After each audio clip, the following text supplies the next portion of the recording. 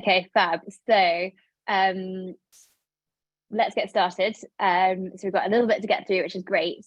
So the focus for today, as hopefully you'll know, is customer retention. So we're going to be running you through our Pepped customer retention method. So all about how to retain more customers, boost revenue in the next 90 days. So yeah, it's going to be, well, reasonably interactive. So keep your chat window open and we'll get started.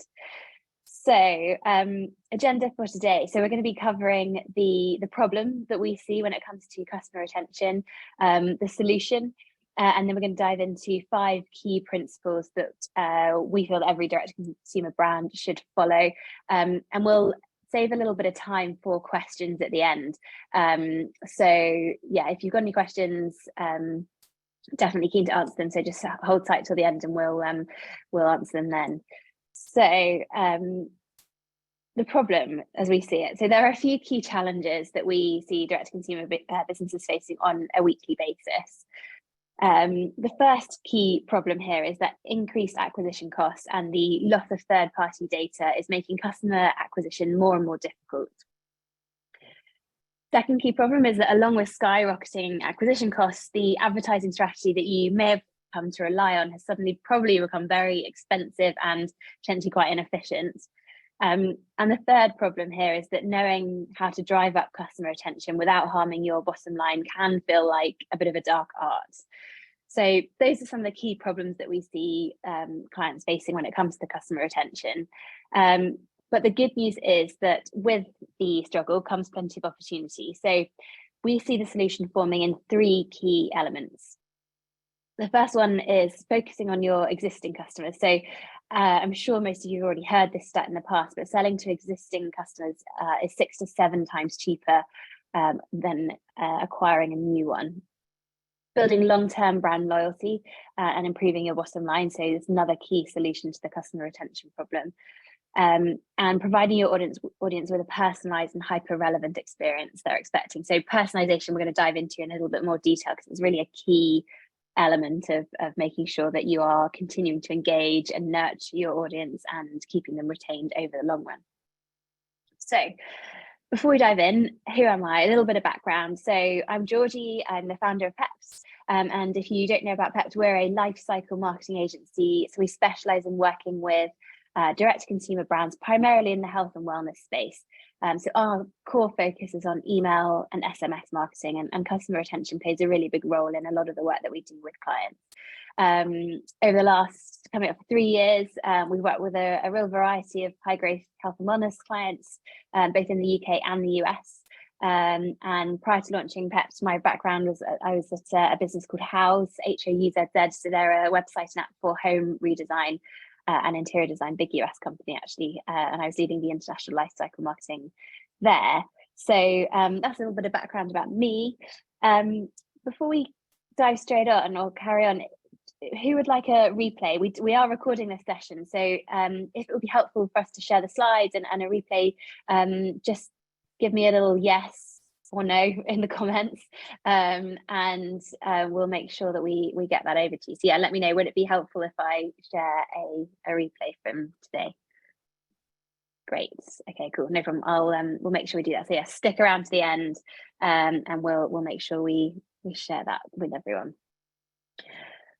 So diving straight in, so there are 5 key principles we always follow when looking to improve a DTC brand's retention rate, and I'm going to talk you through these now in a little bit more detail. So first key principle is to make it personal with personalized comms and segmentation. So how do you personalize the customer experience? Well, we're talking about much more than just using their first name in a greeting here. 80% of consumers are more likely to make a purchase from a brand that provides personalized experiences. 6 in 10 are more likely to become repeat buyers following a personalized shopping experience. And 67% of customers agree that their standard of a good experience is higher than ever. So think about personalizing your comms by providing recommendations based on their previous purchase. For example, have they bought a certain type of product, or are you able to cross-sell something that's relevant to them? Also think about sending emails at the times that they usually shop. So can you see, for example, if they're evening shoppers or are they more likely to shop at the weekends? Provide relevant offers tailored to their past behaviors, and you use unique messaging based on their engagement patterns. So again, for example, potentially their acquisition source was through a partnership or a customer referral. So think about using that information that you've got to personalize their experience going forwards. I think the key here really is to add additional elements of personalization incrementally so that you can see what resonates best with your audience. As with all marketing, it's always a case of trialing and seeing what works. It's never a case of setting it and forgetting it. So trial and see what works with your personalization here. And there are some key examples of how I would recommend you do that. The other piece of the personalization puzzle is segmentation. So actually, I'd be interested to know who's already segmenting their audience. Give me a yes or a no in the chat. Are you segmenting your audience already, or is it something that maybe that's why you're here, you want to learn a little bit more about it? Cool. Okay, a few of you, great. That's really good to see. So to deliver personalized experiences to customers, segmentation is super important. It can provide insights into your customers' behavior, habits and preferences, allowing you to offer much more tailored marketing campaigns, which will ultimately increase your odds of success, as well as improving your customers' experience with tailored content. So if you haven't already got this covered, and it looks like a few of you have, which is great news, then here's how we advise you go about splitting your audience into useful buckets that you can actually use.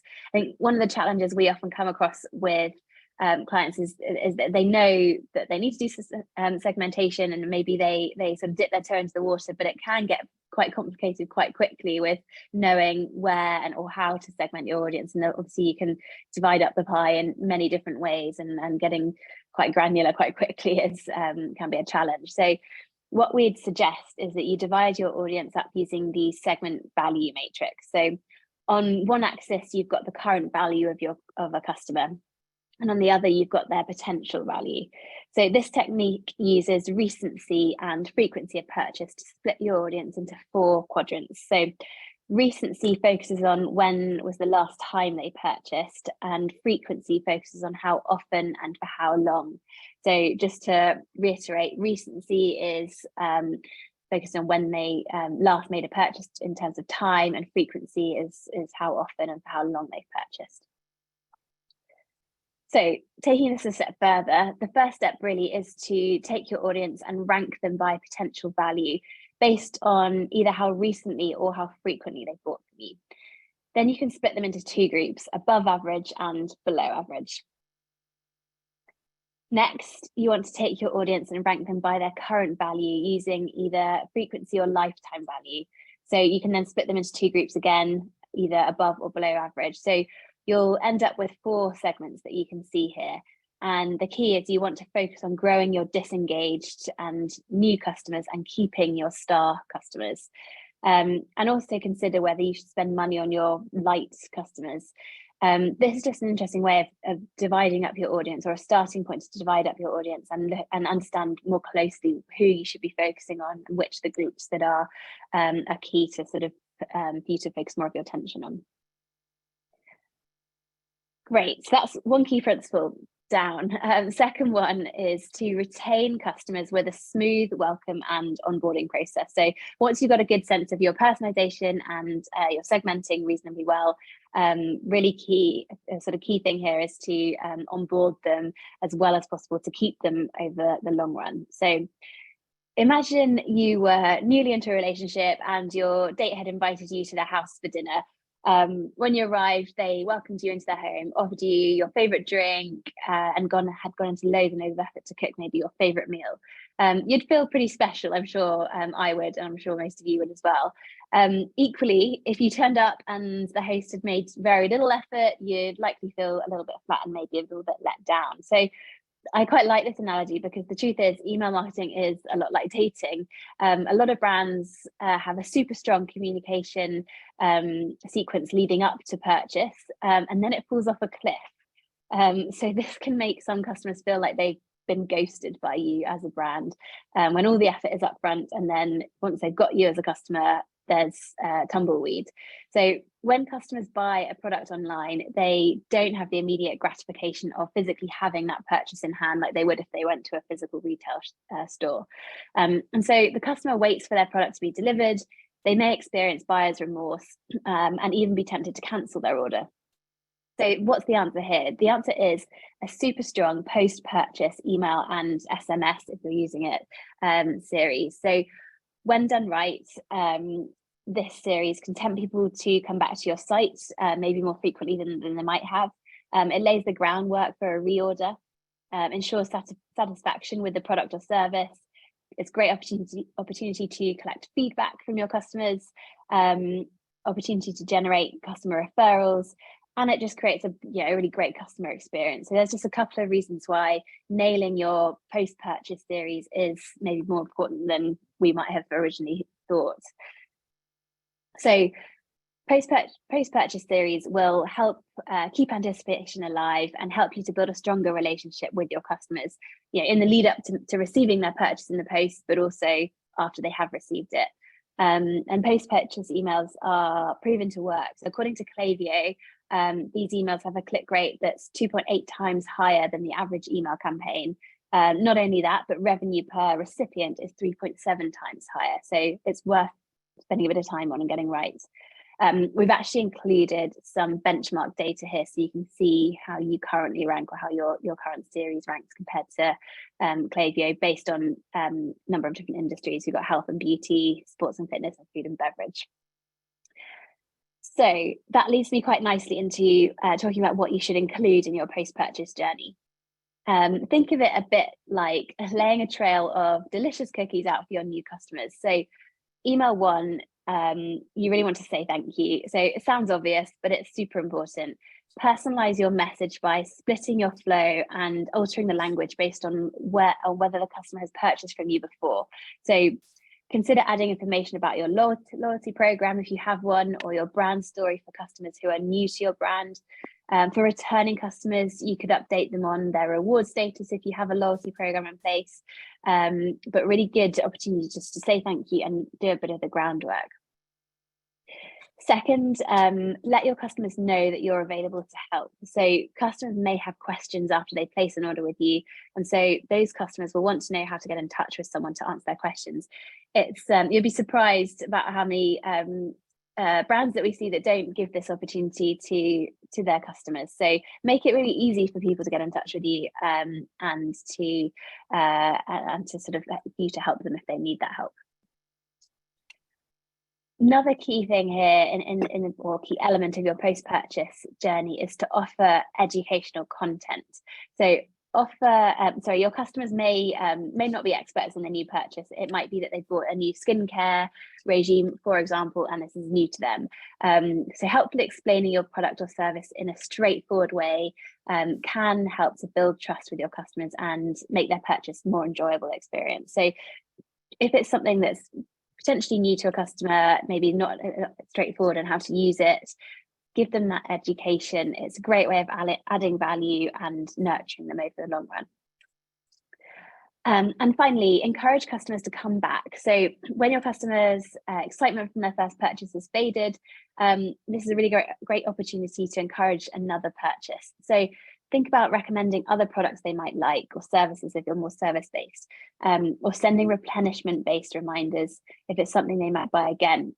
Or if you're a subscription-based business, encourage your customers to subscribe. So post-purchase series, if they've just bought one off and you have a subscription offering, this is the perfect opportunity to encourage them to switch into subscription for next time.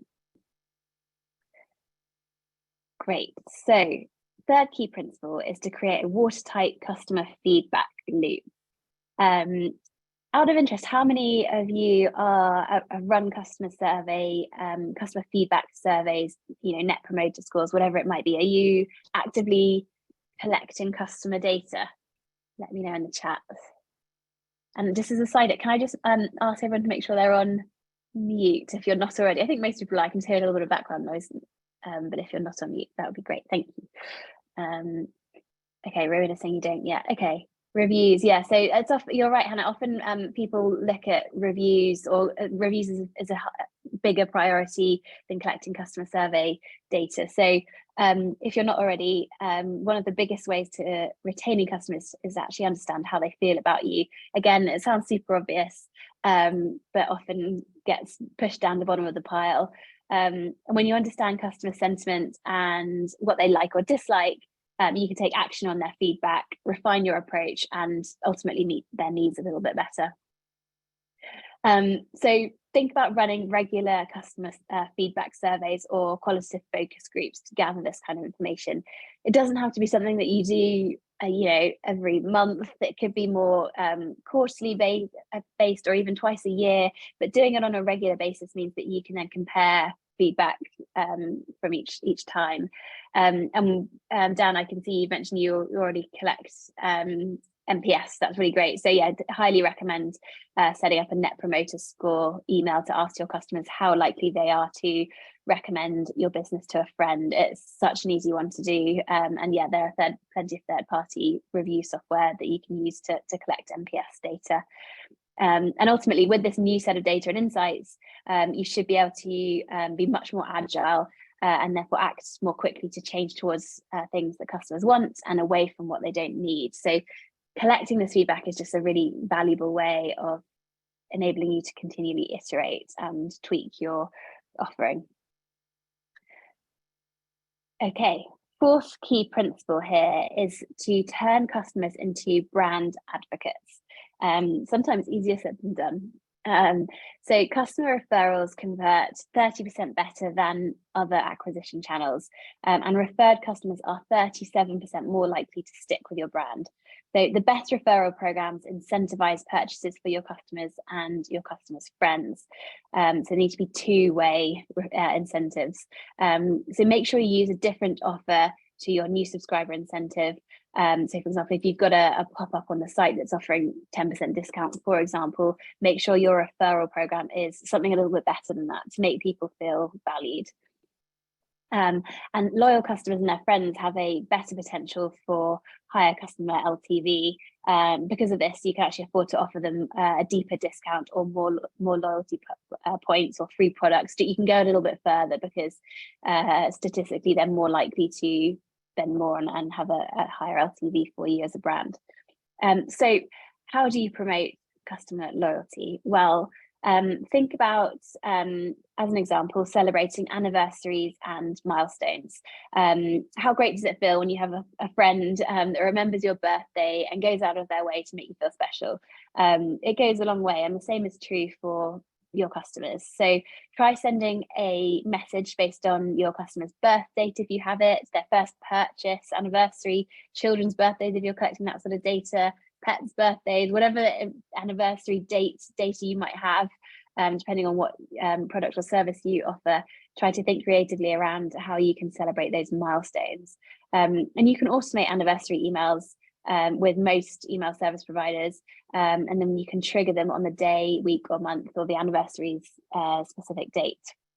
So not only is it a really great way to build stronger relationships with your customers, it's also great for boosting brand affinity, encouraging repeat purchases, increasing retention, and even winning back lapsed customers. So it's just a good prompt to get people back onto sites. So here are some key things to think about when considering your anniversary email. So collect dates, data, obvious one. You're going to need that in order to be able to send the email at the right time. So in order to create an anniversary email automation, you'll need to collect specific dates that are relevant to your customers, such as birthdays is the obvious one. Personalize as much as possible. So while anniversary emails are inherently personal on their own, think about how you can make them even more targeted to each individual subscriber. You could use minor details like their name or more advanced segmentation strategies like gender, for example. Differentiate them. So anniversary emails celebrate a special occasion, so the content should be special too. So think creatively here around how you can make that come across or really pop in someone's inbox. And consider extending a deal you don't normally offer. So free gift with purchase, for example, creating content specifically for the occasion, like a short video that highlights different data points you've collected over the course of your relationship with that customer. how many flavors of a drink or protein powder they've tried, for example. There's a whole number of things you could do here to really sort of make them feel as special as possible. My last point here is don't overdo it. You don't want to come across as too creepy here, or that you've got all the data on them. So take it with a pinch of salt, but hopefully these pointers will give you a good starting point. And we also really recommend, as part of building customer loyalty, that you build in a loyalty program. So loyalty programs can help your customers feel good about purchasing from you. They're great for driving repeat purchases and increasing revenue. So make sure you learn from and understand your customers in terms of the kinds of rewards they actually want to receive. You can always have a guess and a stab at it, for example, but this leads back to the benefit of collecting that customer survey data. The more you understand about your customers, the more you can give them what they would like. And if you manage this, you'll have a loyal fan base through the best and worst of times. So it's starting now and building up that community of loyal customers slowly is really worth it. Referral programs are also a great way to both acquire and retain customers, as the lifetime value for a new referral customer is actually 16% higher than non-referrals. The other great thing about a well-oiled loyalty program is that people may tell their friends and family about it. So more referrals equals more customers. And the final thing I wanted to say on this slide was that loyalty programs drive more sales. So according to recent loyalty research, actually 49% of consumers agree they spent more after joining a loyalty program. So hopefully that gives you a good impetus to consider one if you haven't already. Loyalty Lion, in terms of platforms, is a good plug and play option. They have a bespoke option too, but Loyalty Lion have a out of the box loyalty program scheme, as to a number of other third-party providers. So have a search around. And I wanted to give you an example of one that we've come across recently that we think is really best in class. So Wild Nutrition is a really great example of a super reward program. They reward customers for a variety of actions, including purchasing and completing on-site activities like leaving a review, as you might imagine. Customers can earn 25 points for following them on Instagram, or 50 points for signing up for their newsletter, for example. But it's actually much more than that. So Wild Nutrition have found that emotional alignment with customers is what really works well for them. So customers can claim rewards that are aligned with their personal beliefs and give back to the planet. So, for example, when you reach 1,000 points, you can plant 5 trees in Rwanda or in the Amazon. Alternatively, you can use your 1,000 points to donate to Plastic Oceans UK, for example. And actually 70% of millennials consider company values when shopping. So you're more likely to make the most of these conscious consumers if you offer these sorts of rewards within your loyalty program. So just a really nice example there of, it doesn't have to always be money off or discount off, whatever it might be. People these days are also interested in the sort of the sustainability angle and the conscious consumers. So have a think around how you can play into that side of things. And finally, our 5th key principle is to encourage customers to come back again and again. Again, it sounds easy, but often easier said than done. So think about it this way. If you could have 100 customers buy something from you once, or 10 customers buy the same product from you every month for the rest of their lives, which would you choose? I'm hoping you're all thinking the latter, and it's having that repeat revenue coming in. Well, it's probably not breaking news to you. It's much more ideal for your customers to buy more than once. The tricky part, of course, is figuring out which strategies will encourage shoppers to come back. And if you sell consumable products that people can find at their local shop, shampoo, conditioner, for example, how do you keep them coming back to your online store every time they need a refill? So you might just assume that your customers will come back and just restock the product themselves once they run out. And ideally, this is the perfect scenario. But remember that your competitors are also bombarding your customers with alternatives to your product on a daily basis. Perhaps your customer loves your coffee, but they've just been hit with an enticing ad that's offering them 10, 20% off to try XYZ new brand. Not to mention, if your customer does run out of your product before placing the order with you, they may just seek out a quicker way to get what they need. Maybe that means popping to Tesco or taking advantage of a service that provides same-day shipping, for example. So either way, it means you risk losing out on the potential sale. With replenishment emails, you can reach your customers before they've had the chance to consider other options. So that's why it's a really, really key series. When you're setting up this replenishment comms series, vital that they're personalised, as we've touched on before, and it's using or pulling in the product or service that the customer has bought previously. If you are using Klaviyo, which I'm sure some of you are, then you can actually use their predictive analysis tool to decipher the most ideal send time based on what they've bought and how regularly they buy from you. Another great way of encouraging customers to come back is implementing a win-back series. So win-back flow is a series of emails sent to customers who previously engaged with your brand but have not interacted with you for a certain period of time. So this flow is an essential part of customer retention, and so not having one is a bit like leaving money on the table. So if you have one but maybe it's not working for you as hard as it could, or you don't have one, and then it's a really key opportunity to either refine it and optimize or put one in place in the first instance. And remember, on average, it's 5 times more expensive to acquire a new customer than it is to retain existing customers. So really, you want to keep these people as long as you can in your world. So one of the main points to consider with a win-back flow is when the initial email should go out. So most customers wait between purchases, but the length of a typical buying cycle depends on the products you sell. For example, a company that sells sofas will have a much longer buying cycle than one that sells shampoo. So the flow should only target those who have not engaged with you for longer than your business's average buying cycle. And again, if you are using Klaviyo, you can use their predictive analysis tool. So it will help you decipher exactly the right time to send a follow-up.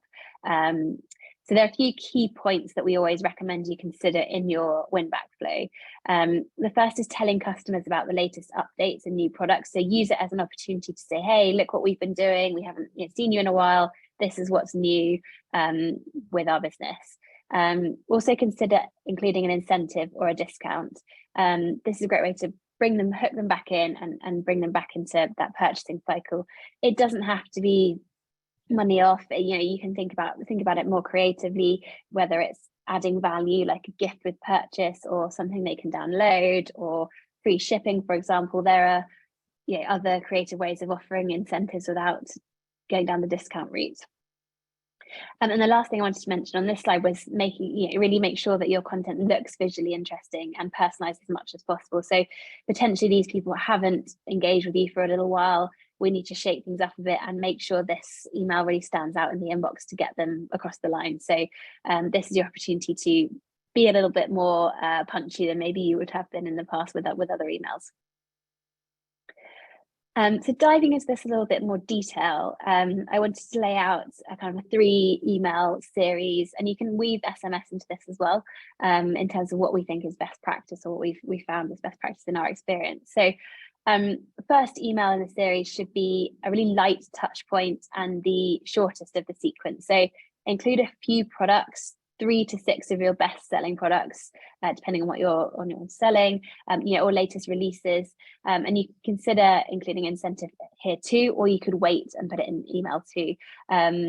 So really about just grabbing their attention, putting the products up front, potentially offering a discount straight away, or sometimes you might like to wait until the second email, because you might find that people purchase off the back of the first one without needing to be incentivized.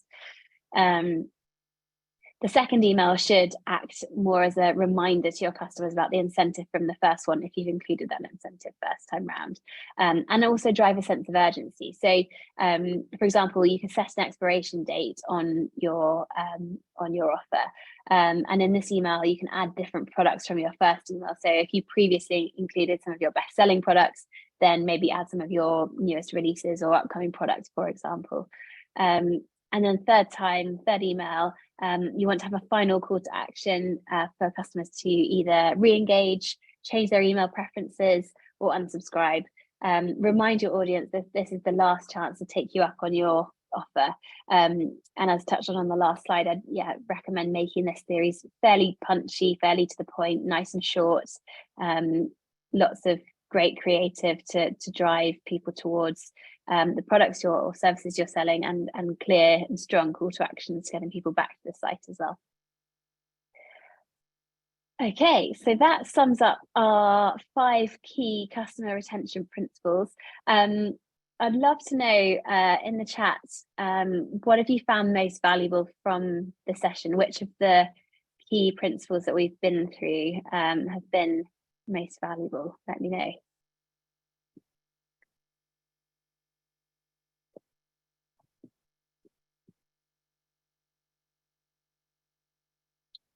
Yeah, Klaviyo tools, yeah, for sure. And the predictive analysis tool, Daisy, is really great and a really good opportunity to send the right comments to people at the right time.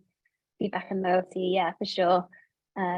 Yeah, good to hear. Okay, cool. Well, I'm glad it's been helpful. So as a next slide, I guess, really now it's your over to you to fit these into your own marketing strategy. If you don't feel like you have enough time or would like some support, please do feel free to book in a 20-minute strategy call with me to go through it on a one-on-one basis. Not a sales call, I promise, purely just to help you with your customer retention. Tashani, my colleague, has actually just dropped the link to my calendar into the chat now. So either head straight there and book a slot that suits you, or save the link so you can book it later today.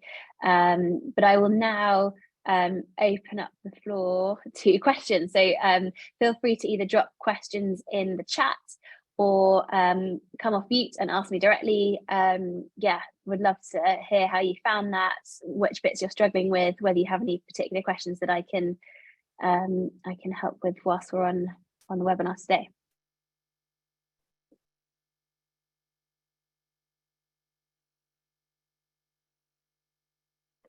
And I know it can feel a bit overwhelming going through a lot in a short amount of time. So I'd suggest just taking one strategy at a time, or one of our principles at a time, and sort of focusing on that. If you're going to focus on anything, I think my suggestion would be around the personalization, segmentation piece. It's, when you're sending more relevant comms to people, it's a really easy way to unlock more value for your customers. So starting with personalization and going beyond first name is a good next step if you're struggling on where to start. No questions. Wow, that's the first. Okay, I'll leave it one more minute and then let you all go. But you've got my book a call link in the chat now, and please do get in touch if you've got any questions that crop up that you haven't thought of today.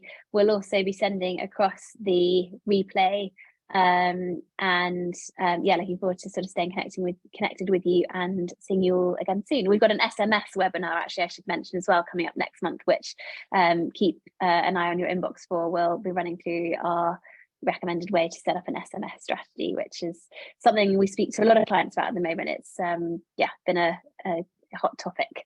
But thank you, everyone. If there's no questions, then I'll let you all get on with your day, and looking forward to seeing you all soon.